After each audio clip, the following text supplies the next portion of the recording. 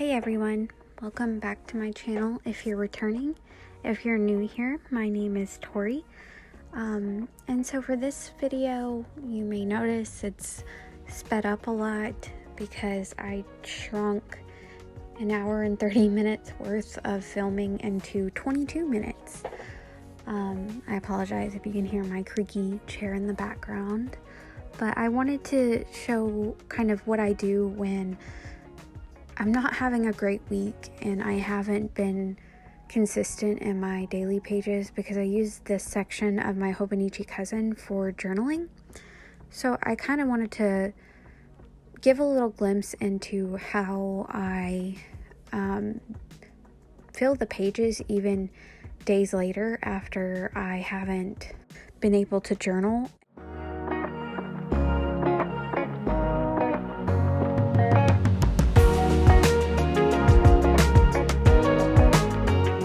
I wasn't able to journal during these days, not because anything was happening, but more because stuff wasn't happening, if that makes sense.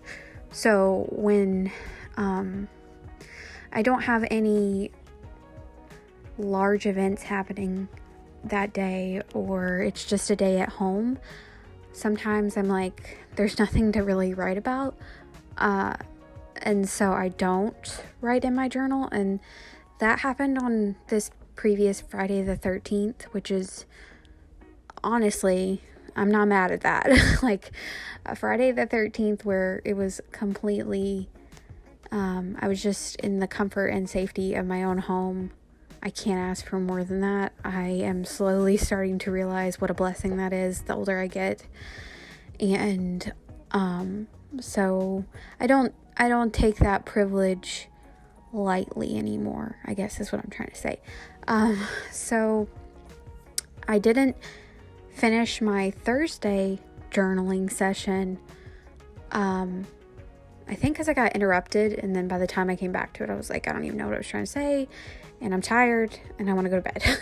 So a lot of what you're gonna see is me filling up the pages I didn't journal in, and so it's just been a combination of like, I don't feel like I have anything to journal about, and then also I'm too tired to journal. And a lot of my energy lately, I know, is because I've gained a lot of weight. And I mean, we all have our own struggles, and mine is just in that department in this point of my life because I've finally reached a point of stability that has made my existence a lot more comfortable. And so naturally, when you're comfortable and you're feeling good and you have the right medications you need to have, things change physically for yourself. So another reason I journal is because, you know, if anybody's new here watching, I do have depression and anxiety and other mental health issues that I am learning to cope with. I got another diagnosis this year that really, I would say it shocked me, and the shame of it kind of hit hard, but I'm learning to move past it. It is a diagnosis that I can heal from, so I'm not as discouraged as I was. But so I try to make sure that I am making a consistent effort at using a journal, like preferably daily, but if not, at least several times a week, because the hobonichi has really been instrumental in getting me into a daily journaling habit. I would journal like as a kid and as a young adult, like here and there when something really negative happened and I was very impacted by it, but I wasn't a consistent every single day journal person. It was like every 6 months, maybe on a random day when I just literally could not get something out of my brain or something like that. But with the Hobonichi daily pages, this is the very first year in my life where I have journaled or reflected almost every single day of the year.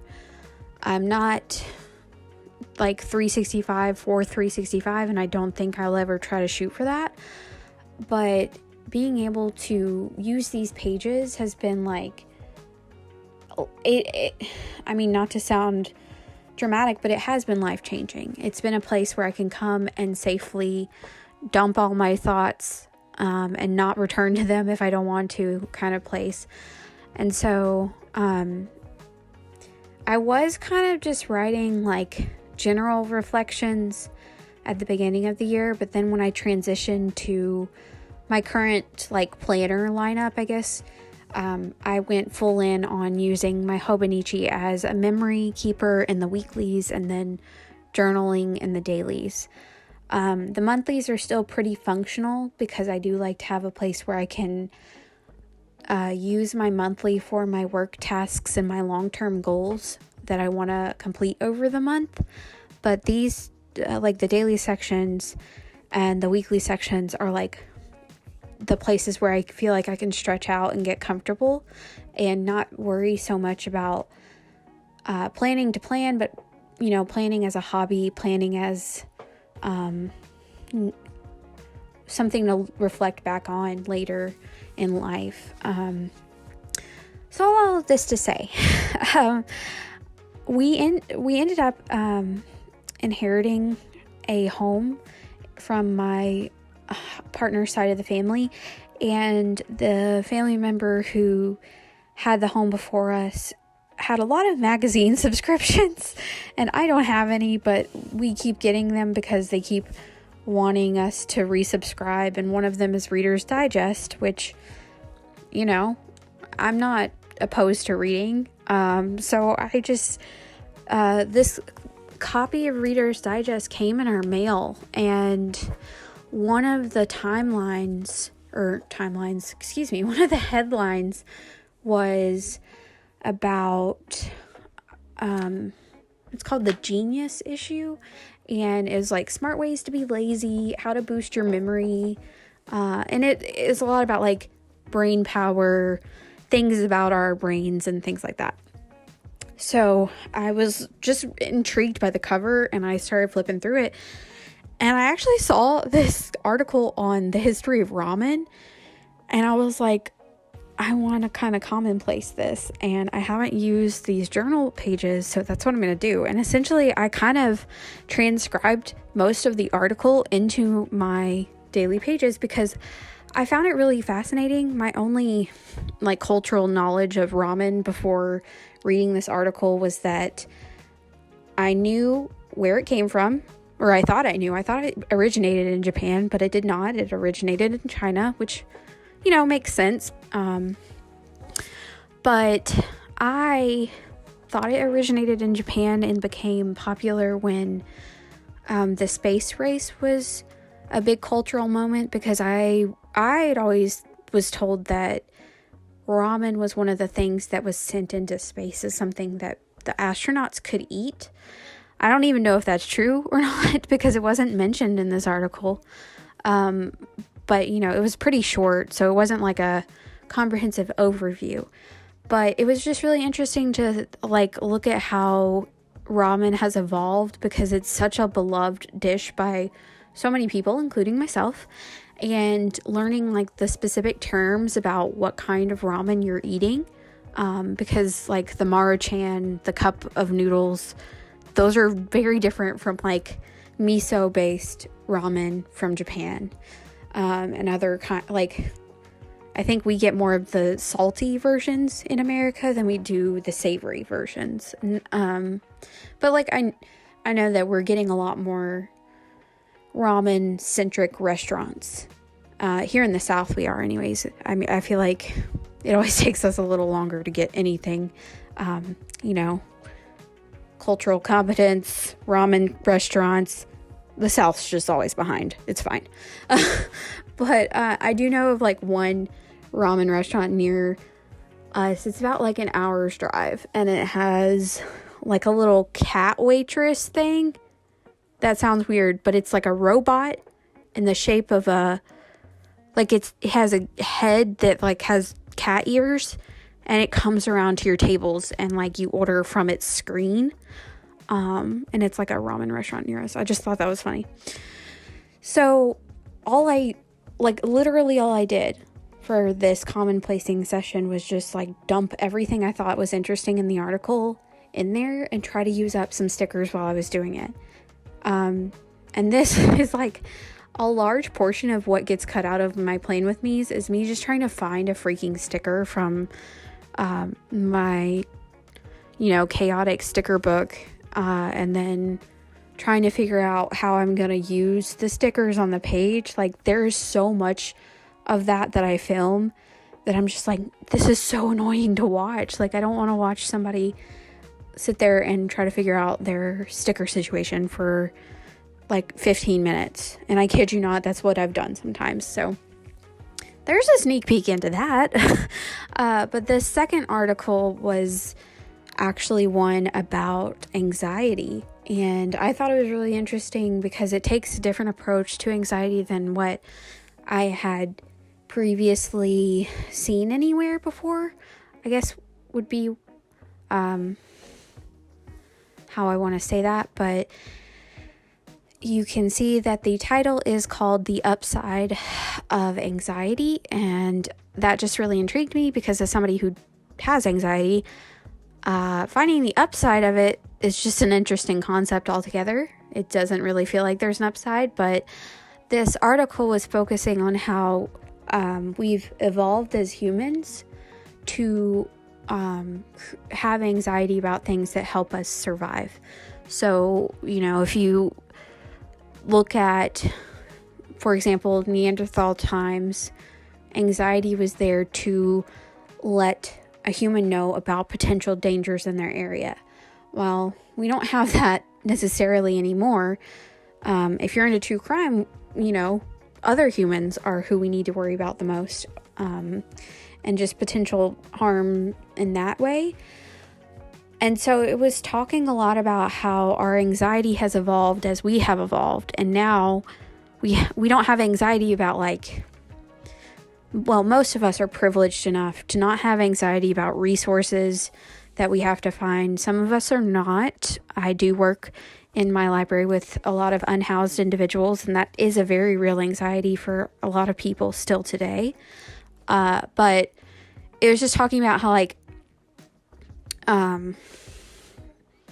being anxious is not always a bad thing.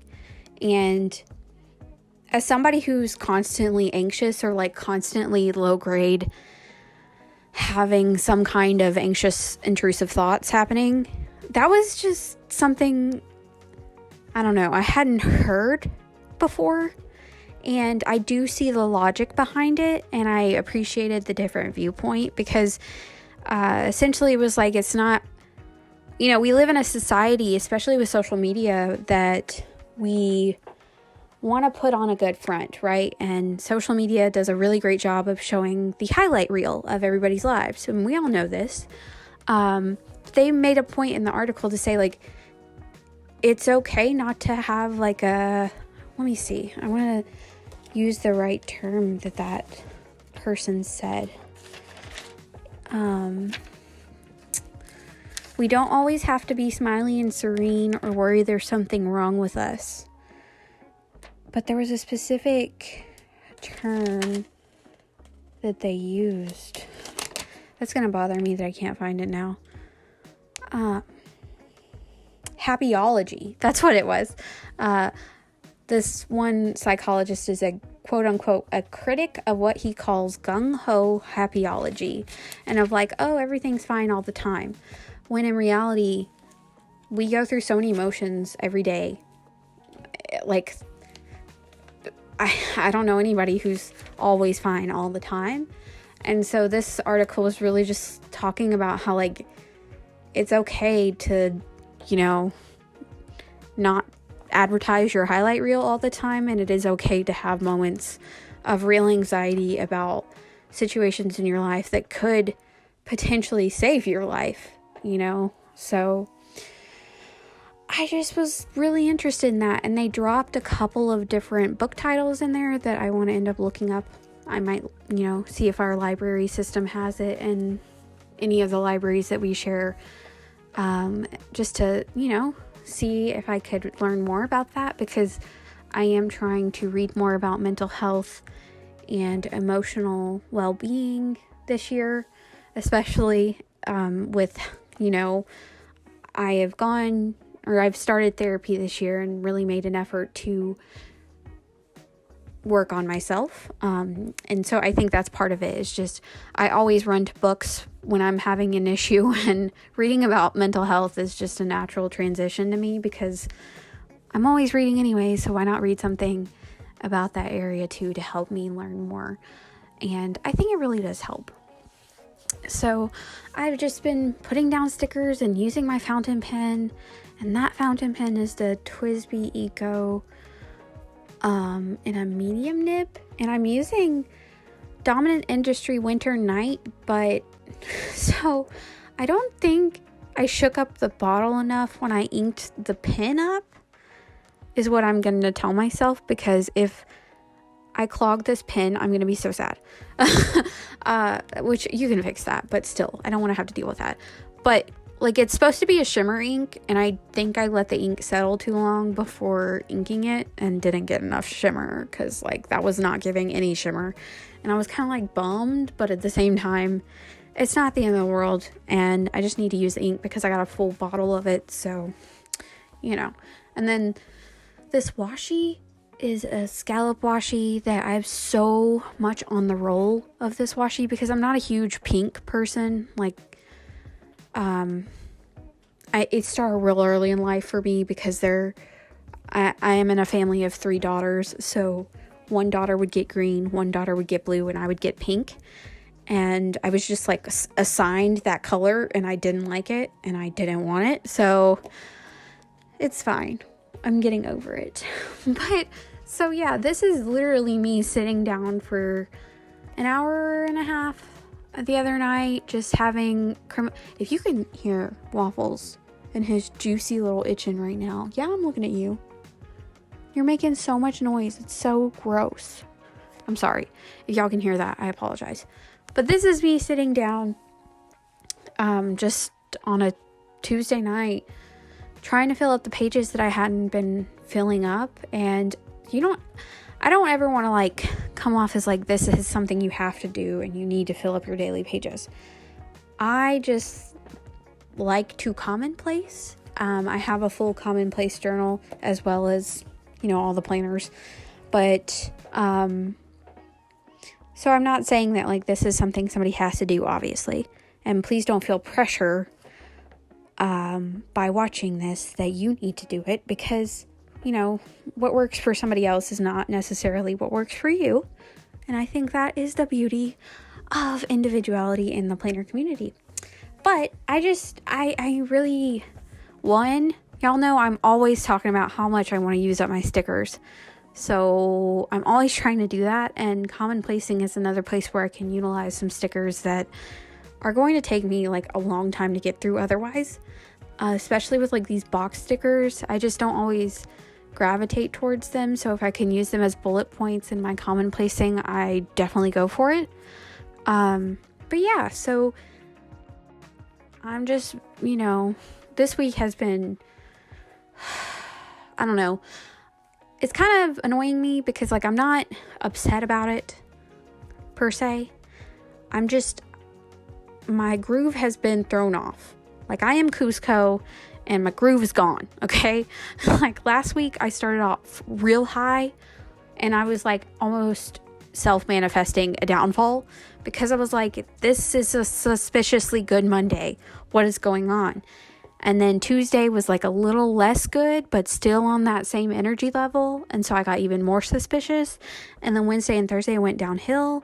And then over the weekend, it like went into like flames. And then Monday and Tuesday, I'm like hustling to catch up, because I just don't do my freelance work when I should. And I don't know why I'm like this. I mean, I probably do know if I sit down and think about it, because I'm obnoxiously self-aware, but I don't always do the things that I know I should be doing. If you can relate, you are my people. So yeah, I just figured I'd show y'all again how I fill up some pages. And I usually tab these pages off. Like if you can see to the left side, by my hand, my left hand, there's like a blue tab over on the left side. That is like the only other time I've commonplaced in my daily pages because I haven't filled something. So that is like reframing thoughts. Let me pull that one up here. It's like from a TikTok actually. So it's 6 reframes about how we talk about ourselves. So instead of saying I'm so busy, we can say my life is so full today. And then instead of saying I'm not good enough, we can say my inner critic is loud today. And I really should have pulled this to look at this week. I'll probably transfer this after the year's over to a new journal because I think it's really helpful. But this one says, I've had a really unproductive day. So instead of saying that, we can say, my internalized capitalism is intense today. Come on, that's great. And then instead of saying, I haven't got time, we could say, I am experiencing a lot of inner urgency today. And then instead of saying, I'm so selfish, we can say, I have nothing left to give today. Or I am worthy of putting myself first. And then the last one is, instead of saying, I'm so lazy, we can say, my body is tired today and I'm meeting my body's needs today. And that was from Emily Lay's .hypnosis. I'll put it on the screen when I'm going back in and checking my edits here. But so yeah, that is the only other time I've commonplaced, and I just tabbed it off. And I'm going to tab these pages that I do off as well, just to remind myself that they're there. But yeah, that's all I have for y'all for this video. And if you made it this long and listened to me ramble, I appreciate you so much, and I hope you'll consider subscribing if you're not already subscribed, and giving this video a thumbs up to help me grow. And I will see y'all in the next video. Bye.